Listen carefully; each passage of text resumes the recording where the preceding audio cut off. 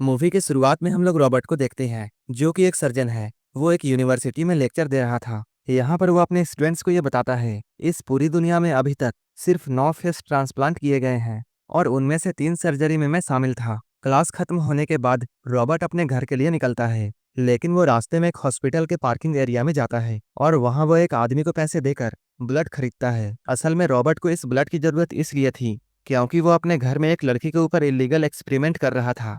इस लड़की का नाम वेरा था। इस एक्सपेरिमेंट के बारे में रॉबर्ट ने किसी को भी कुछ भी नहीं बताया है, जबकि इधर वेरा को रॉबर्ट ने अपने घर के एक कमरे में बंद करके रखा है। इस कमरे में बहुत कम चीजें थी। वेरा इस कमरे से बाहर नहीं जा सकती थी, इसलिए वो टाइम पास करने के लिए अपने कपड़ों को फाड़कर डॉल्स बनाती थी। साथ ही साथ वो इस रूम में योगा भी करती थी। वो इसी तरह की अजीब चीजें करके अपने टाइम को गुजारती थी। वेरा का केयर करने के लिए रॉबर्ट ने एक गूंगी मेट को रखा है। साथ ही साथ वेरा को जब भी कुछ चाहिए होता है, वो दीवार में लगे ट्रांसमीटर के जरिए अपनी आवाज बाहर तक पहुंचा सकती थी। रॉबर्ट जैसे ही घर आता है, वो अपने साथ लाया हुआ ब्लड एक मशीन में डालता है। इसके बाद वो अपने रूम में आता है। अपने रूम में लगे हुए स्क्रीन से वो सबसे पहले वेरा को देखता है। असल में रॉबर्ट ने वेरा के कमरे में एक हिडन कैमरा लगाया था। जब वो वेरा के कमरे में सब कुछ ठीक देखता है, इसके बाद वो तसल्ली करके आराम से अपने रूम में जाता है। ये रॉबर्ट का रोज का रूटीन था। वो जब भी घर आया करता था, वो सबसे पहले वेरा को देखकर अपने कमरे में जाता था। इसके बाद वो वेरा के कमरे में जाकर अपना जो भी एक्सपेरिमेंट होता था, उसे वेरा पर ट्राई करता था। एक दिन जब डॉक्टर अपने घर में आता है, तब वो हमेशा की तरह वेरा को देख रहा था। वेरा अभी कैमरे के ऑपोजिट की तरफ मुंह कर सोई हुई थी, लेकिन उसने किताब के पन्नों से अपने जिस्म को जख्मी कर लिया था। ये देखकर जल्दी से डॉक्टर उसके पास जाता है। यहाँ आकर वो देखता है उसके बॉडी में कट्स के निशान हैं। इसके बाद वो अपने घर में ही मौजूद एक रूम में उसे लेकर जाता है, जहाँ वो अक्सर उसकी सर्जरी किया करता था। रॉबर्ट यहाँ लाकर वेरा का इलाज करता है। वेरा कहती है, तुम मुझे मार क्यों नहीं देती, क्योंकि ऐसी जिंदगी से तो बेहतर मौत है। तब रॉबर्ट कहता है, अगर तुम्हें मरना होता तब तुम इन कट्स को अपनी बॉडी पर ऐसी जगह पर लगाती जिससे तुम आसानी से मर सको। इस घटना के बाद रॉबर्ट अब एक ऐसी आर्टिफिशियल स्किन बनाने में लग जाता है जो कि आसानी से ना कटे। इसके लिए उसे वेरा के साथ साथ जानवरों के खून की भी जरूरत पड़ती है। वो इस स्किन को बनाने में कामयाब हो जाता है। अब वो इस तरह की स्किन बनाने वाला पहला साइंटिस्ट था। रॉबर्ट ने जो स्किन बनाई थी, वो ना ही आग से जलती और ना ही किसी कीड़े का काटने का उस पर असर होता।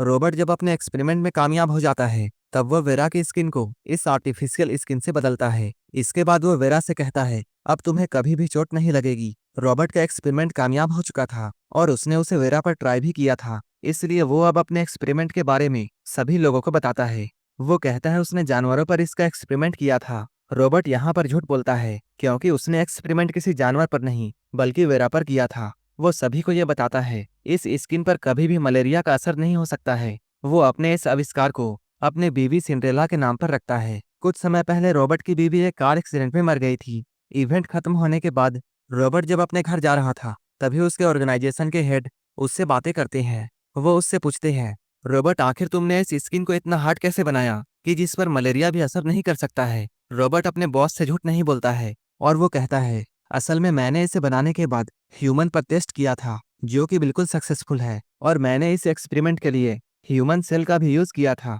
रॉबर्ट ने बहुत अच्छा आविष्कार किया था, लेकिन उसके बॉस उसके इस काम में साथ नहीं देते हैं और वो फौरन रॉबर्ट को अपने सारे एक्सपेरिमेंट बंद करने के लिए कहते हैं, क्योंकि उसने अपना एक्सपेरिमेंट ह्यूमन पर किया था। लेकिन इधर रॉबर्ट अपने पुराने फ्रेंड मार्क के पास जाता है और ये सारी बातें उसे बताता है। वो भी उसे इस काम को रोकने के लिए कहता है। इसके बाद रॉबर्ट अपने घर आकर थोड़ी देर वेरा को देखता है। इसके बाद वो उससे मिलने के लिए जाता है। वो यहाँ आकर उसे बताता है, मैं जो एक्सपेरिमेंट तुम्हारे पर कर रहा था, वो आज खत्म हो चुका है और हम लोगों को अब किसी भी तरह की एक्सपेरिमेंट करने की जरूरत नहीं है। तब वेरा उससे पूछती है, क्या वो यहाँ से आजाद हो सकती है, और वो बातों ही बातों में रॉबर्ट के साथ इंटीमेट होने की कोशिश करती है। वो उसके पास जाकर उसे सेड्यूस करती है, लेकिन रॉबर्ट थोड़ा अनकंफर्टेबल फील करता है और वो यहाँ से चला जाता है। इसके बाद हम लोग मैरेलिया को देखते हैं, जो कि अभी रॉबर्ट के पास आई है। वो कहती है, हमें वेरा को मार देना चाहिए क्योंकि उसका जिंदा रहना बहुत खतरनाक है। जिसके जवाब में रॉबर्ट उनसे ये कहता है, आप घर के सारे नौकरों को काम से निकाल दो, क्योंकि हमें घर में इतने लोगों की जरूरत नहीं है। इसके अगले दिन रॉबर्ट घर में नहीं था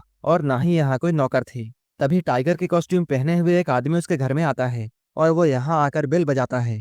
ये मैरेलिया का बेटा जैका है। क्योंकि जैका ने अभी अपना रूप बदला हुआ था, इसलिए वो अपना बर्थ मार्क दिखाकर वो जैका होने का सबूत देता है। अपने बेटे को देखने के बाद मैरेलिया बाहर आती है। वो जैका को अंदर जाने से रोकती है, लेकिन जैका जबरदस्ती अंदर जाता है। मैरेलिया उसे किचन में खाना देती है। उसी वक्त टीवी में एक डकैती की खबर चल रही थी। हम लोग देखते हैं ज़का एक डकैत है जो कि डकैती करने के बाद एक कार्निवल की भीड़ में छुपकर यहाँ तक आया था। इसलिए वो यहाँ आने के लिए कॉस्ट्यूम पहना हुआ था ताकि पुलिस की नज़र उस पर ना पड़े। वो मेरेलिया से कहता है तुम रॉबर्ट से कहकर मेरे चेहरे की सर्जरी करवा दो ताकि पुलिस मुझे पहचान ना पाए। मेरेलिया कहती है रॉबर्ट ऐसा कभी भी नहीं करेगा। इसके बाद मेरेलिया उसे जाने के लिए कहती है, लेकिन ज़का शराब ढूंढने के लिए यहाँ वहाँ भटकता है। तभी उसकी नज़र स्क्रीन पर पड़ती है। यहाँ वो वेरा को देखता है। वेरा अभी योगा कर रही होती है। जब जैका उसे कैमरे से देखता है तब उसे वह फौरन पहचान जाता है। वो मन ही मन में ये सोचता है आखिर ये लड़की जिंदा कैसे है, ये तो मर गई थी। इधर वलेरिया किचन में छुपाई हुई गन को लेकर जेका की तरफ पॉइंट करके उसे यहाँ से जाने के लिए कहती है, लेकिन जेका मौका देकर वलेरिया से गन छीनता है और इसके बाद वो उसे बांध देता है। वो सीधा वेरा के कमरे में जाता है। वेरा के कमरे का डोर लॉक था। वो फिर से वलेरिया के पास आता है और उसे धमकाकर चाबी ले लेता है। इसके बाद वो चाबी लेकर सीधा वेरा के कमरे में जाता है। वो इस डोर को खोलकर अंदर जाने की कोशिश करता है। वेरा अंदर से धक्का देकर जेका को बाहर गिरा देती है। वो उस पर हमला भी करती है, लेकिन जेका बहुत ताकतवर था, इसलिए वो वेरा को पकड़ लेता है और इसके बाद वो कमरे के अंदर लाकर उसके साथ जबरदस्ती करता है। जेका अभी वेरा के साथ इंटीमेट हो ही रहा होता है, तभी रॉबर्ट अपने घर आ जाता है। वो आते के साथ कैमरा में ये सब कुछ देखता है। देखने के बाद वो अपनी पिस्टल लेकर सीधा वेरा के कमरे में जाता है। वो यहाँ पहुंचते ही जेका पर फायरिंग करता है और उसे जान से मार देता है। वलेरिया को यह देखकर बहुत दुख होता है। वलेरिया ये सोचती है काश वो जेका के साथ वेरा को भी मार देता। इसके बाद रॉबर्ट जेका की बॉडी को ठिकाने लगाने के लिए यहाँ से लेकर जाता है। इसके बाद वरेलिया वेरा को रॉबर्ट और जेका के बारे में बताती है। वरेलिया कहती है रॉबर्ट और जेका सौतेले भाई हैं। जेका उसे एक घर के नौकर से हुआ था। जब जेका पेट में था तब वो इसे छोड़कर भाग गया था और रॉबर्ट उसे उसके पुराने मालिक से हुआ था, लेकिन उसने रॉबर्ट को लेकर अपनी बांझ बीवी को दे दिया था और उसने सबको ये बताया था कि वो उनका बेटा है। कानूनी तौर पर वो लोग रॉबर्ट के पेरेंट्स थे, लेकिन वलेरिया को भी रॉबर्ट से बहुत प्यार था, इसलिए वो रॉबर्ट के घर के काम को करके उसी के साथ में रहती है। वेरा पूछती है जेका को ऐसा क्यों लगा था कि वो मुझे जानता है, जिसके जवाब में वलेरिया उसे बताती है रॉबर्ट ने अपनी वाइफ सिंड्रेला का चेहरा उसे दिया है, जिसकी मौत एक कार एक्सीडेंट में हुई थी। साथ ही साथ वो वेरा को यह भी बताती है जेका सड़क और गलियों में बड़ा हुआ था, जिसकी वजह से वो बदमाश बन गया। एक दिन वो पुलिस से छुपने के लिए मेरे घर में आया था और यहाँ आकर उसने रॉबर्ट की वाइफ सिंड्रेला को देखा और इसके बाद इन दोनों को यहाँ पर एक दूसरे से प्यार हो जाता है। कुछ ही दिनों के बाद वो दोनों घर से बाहर जाते हैं, लेकिन भागते हुए उनकी गाड़ी का एक्सीडेंट हो जाता है, जिसमें जेका तो बच जाता है, लेकिन सिंड्रेला का चेहरा बिल्कुल जल चुका था। इसके बाद रॉबर्ट अपनी वाइफ सिंड्रेला को घर लाता है। यहाँ लाने के बाद वो घर के सारे शीशे बाहर फेंकवा देता है ताकि सिंड्रेला अपना चेहरा ना देखे। लेकिन एक दिन इनकी बेटी बाहर बैठकर खेल रही थी, तभी सिंड्रेला अपने बेड से उठकर खिड़की की तरफ जाती है और वो खिड़की के शीशे में अपने आप को देखती है। वो अपने चेहरे को देखकर बहुत चिल्लाती है क्योंकि उसका चेहरा बहुत डरावना हो चुका था। इसके बाद वो तुरंत उस खिड़की से कूदकर अपनी जान दे देती है। जब रॉबर्ट की बेटी ये सब देखती है तब वो सदमे में चली जाती है। जब वलेरिया ये सब कुछ वेरा को बता रही होती है तभी रॉबर्ट जेका की बॉडी को दफनाकर घर वापस आता है। घर आने के बाद वो वेरा के पुराने ऑफर को एक्सेप्ट करता है और ये लोग इंटीमेट होते हैं। इंटीमेट होने के बाद जब ये लोग सो रहे थे तभी वो ख्वाब में एक दर्दनाक हादसे को देखता है जो कि उसके साथ 6 साल पहले हुआ था, जब रॉबर्ट अपनी बेटी के साथ एक शादी अटेंड करने के लिए गया था। उसकी बेटी अब बड़ी हो चुकी है, उसकी दिमागी कंडीशन भी ठीक है। वो अपने मॉम के मौत के बाद जिस सदमे में थी वो उससे बाहर आ चुकी है। लेकिन इस पार्टी के बीच में रॉबर्ट ये नोटिस करता है कि उसे उसकी बेटी कहीं भी दिखाई नहीं दे रही है और वो अपनी बेटी को ढूंढता हुआ यहाँ वहाँ जाता है। तभी उसे नॉर्मा जमीन में पड़ी हुई दिखाई देती है, लेकिन तभी वो एक बाइकर को देखता है जो कि काफी तेजी से यहाँ से भाग रहा था। बाइकर के जाने के बाद जब वो थोड़ा आगे जाकर देखता है तब वहाँ उसे नॉर्मा के जूते और कपड़े मिलते हैं। वहीं पर नॉर्मा भी पड़ी हुई थी और अभी उसके कपड़े भी खराब होते हैं। ये सब देखकर रॉबर्ट समझ जाता है कि उसकी बेटी के साथ क्या हुआ होगा। इसके बाद नॉर्मा को जैसे ही होश आता है वो अपने फादर को ही अटैकर समझती है और उन्हें देखकर जोर जोर से चिल्लाती है और वो उनसे बहुत डर रही थी। तभी हम लोग प्रेजेंट में देखते हैं वेरा और रॉबर्ट अभी भी सो रहे हैं। इधर वेरा भी एक सपना देखती है। वो अपने सपने में विंसेंट नाम के एक लड़के को देखती है जो कि अपने माँ के साथ एक कपड़े के शॉप में काम कर रहा है। विंसेंट रात में एक पार्टी अटेंड करता है। यहीं पर उसकी मुलाकात नॉर्मा से होती है। विंसेंट उससे बातें करते हुए उससे फ्लर्ट करता है। इसके बाद वो उसे गार्डन में लेकर जाता है। गार्डन में जाने के बाद अचानक नॉर्मा को गर्मी लगनी शुरू हो जाती है। वो गर्मी की वजह से अपने जूते और अपने कोट को उतारती है, लेकिन विंसेंट ऐसा समझता है जैसे नॉर्मा उसके साथ इंटीमेट होना चाहती है और इसलिए वो अपने कपड़े उतार रही है और इसके बाद वो नॉर्मा को किस करने लगता है। वो धीरे धीरे उसके क्लोज जा रहा था। शुरू में तो नॉर्मा कुछ भी नहीं कहती है, लेकिन धीरे धीरे उसे जब ये फील होता है कि विंसेंट हद से आगे जा रहा है तब वो उसे रोकने की कोशिश करती है। इसके बाद वो उसे रोकने के लिए बहुत चिल्लाती है, लेकिन विंसेंट उसके मुंह में हाथ रखता है, जिसकी वजह से नॉर्मा उसके हाथ में काट लेती है। विंसेंट को इस बात से बहुत गुस्सा आता है और वो नॉर्मा को थप्पड़ मारता है, जिसकी वजह से नॉर्मा यहाँ पर बेहोश हो जाती है। ये सब देखकर विंसेंट बहुत डर जाता है और वह फौरन यहाँ से भाग जाता है। लेकिन उसे भागते हुए जब रॉबर्ट ने देखा था, तब रॉबर्ट ने उस बाइक का नंबर प्लेट देख लिया था। इसके बाद हम लोग पास्ट में कुछ दिनों बाद का सीन देखते हैं, जहाँ विंसेंट अपनी बाइक से जा रहा था। तभी रॉबर्ट उसी बाइक को देखता है और रॉबर्ट उसे अपनी कार से हिट करके उसे वहीं पर गिराता है और वो उसे जल्दी से एक बेहोशी वाला इंजेक्शन मारता है, जिससे विंसेंट वहीं पर बेहोश हो जाता है। इसके बाद विंसेंट उसे उठाकर अपने साथ लेकर जाता है और उसे अपने घर के एक पुराने गैराज में बंद कर देता है। यहाँ पर विंसेंट जब भी चिल्लाता था, रॉबर्ट उस पर ठंडा पानी डालकर उसे टॉर्चर करता था। वो खाने के लिए सिर्फ उसे चावल और पानी दिया करता था। इधर हम लोग विंसेंट की माँ को देखते हैं, जो कि पुलिस के पास गई है ताकि वो विंसेंट के मिसिंग होने की रिपोर्ट लिखा सके। पुलिस ऑफिसर उसे बताता है, हमें आपके बेटे की बाइक पहाड़ के चोटी पर मिली है। इसका मतलब ये है आपका बेटा पहाड़ से गिरकर मर गया है या फिर वो इस शहर से भाग गया है। इसके बाद रॉबर्ट अपनी बेटी नॉर्मा से मिलने के लिए मेंटल हॉस्पिटल जाता है। वहां जाकर रॉबर्ट देखता है नॉर्मा अभी भी उससे बहुत डर रही है।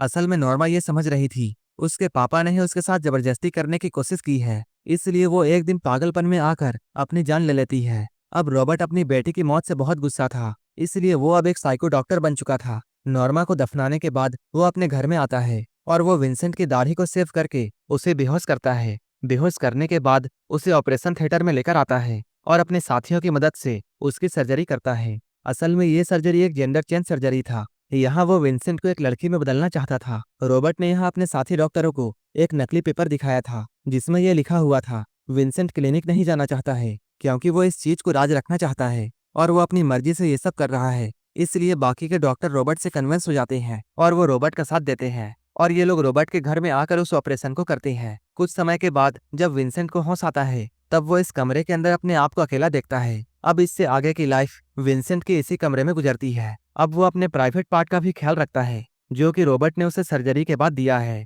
जैसे ही विंसेंट का प्राइवेट पार्ट ठीक होता है, इसके बाद रॉबर्ट धीरे धीरे विंसेंट के बाकी पार्ट्स को भी लड़कियों वाला कर देता है। रॉबर्ट सर्जरी के जरिए उसे औरत वाले जिस्म और आवाज देता है। रॉबर्ट उसे एक सूट लाकर देता है ताकि उसकी बॉडी स्लिम हो जाए और उसकी बॉडी को एक अच्छी शेप दी जा सके। एक दिन विंसेंट रॉबर्ट पर हमला करके यहाँ से भागने की कोशिश करता है, लेकिन रॉबर्ट ये सब जानता था कि आगे क्या होने वाला है, इसलिए उसने सारा इंतजाम पहले ही करके रखा है। जैसे ही विंसेंट दरवाजे पर जाता है, वो देखता है दरवाजा लॉक है। तभी रॉबर्ट अपना गन लेकर आता है और वो विंसेंट को अपने रूम में जाने के लिए कहता है। जब वो नहीं मानता है, तब रॉबर्ट खुद ही उसे उठाकर उसके रूम में उसे छोड़कर आता है। कुछ दिनों के बाद जब विंसेंट की फाइनल सर्जरी होती है, तब हम लोग ये देखते हैं रॉबर्ट ने उसे अपनी वाइफ सिंड्रेला का चेहरा दिया है और वो उसका नाम वेरा रखता है। शुरू में वेरा रॉबर्ट की बात नहीं मानती थी। वो उसके दिए हुए हर चीज को बर्बाद करती थी। वो अपने मेकअप वाले सामान से दीवारों पर कुछ ना कुछ लिखती थी। कुछ दिनों के बाद रॉबर्ट अपनी माँ वेलेरिया को यहाँ बुलाता है ताकि वो वेरा का देखभाल कर सके।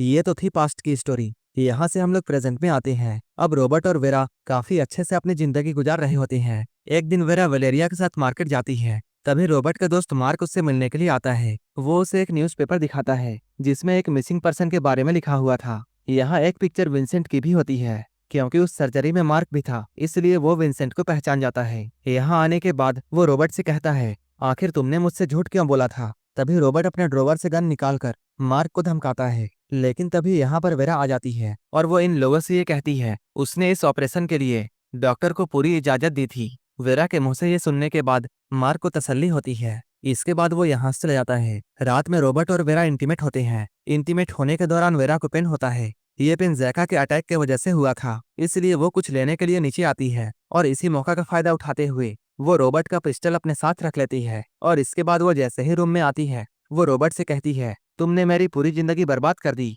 ये कहते हुए वो उसके सीने पर फायर करती है। नीचे वलेरिया जब इस गोली की आवाज को सुनती है, तब वो अपने गन के साथ ऊपर आती है, लेकिन वेरा यहाँ छुपकर उसके ऊपर आने का वेट कर रही थी। जैसे ही वलेरिया कमरे के अंदर आती है, तब वेरा उसे भी गोली मार देती है। इन दोनों को मारने के बाद वेरा यहाँ से कुछ कपड़े और पैसे लेकर अपनी मॉम के पास वापस जाती है। वो अपनी मॉम के पास जाने के बाद उसके साथ जो भी कुछ हुआ इसके बारे में उसे बताती है। ये सुनकर उसकी मॉम बहुत इमोशनल हो जाती है। इन दोनों के साथ ये मूवी यहीं पर खत्म हो जाती है।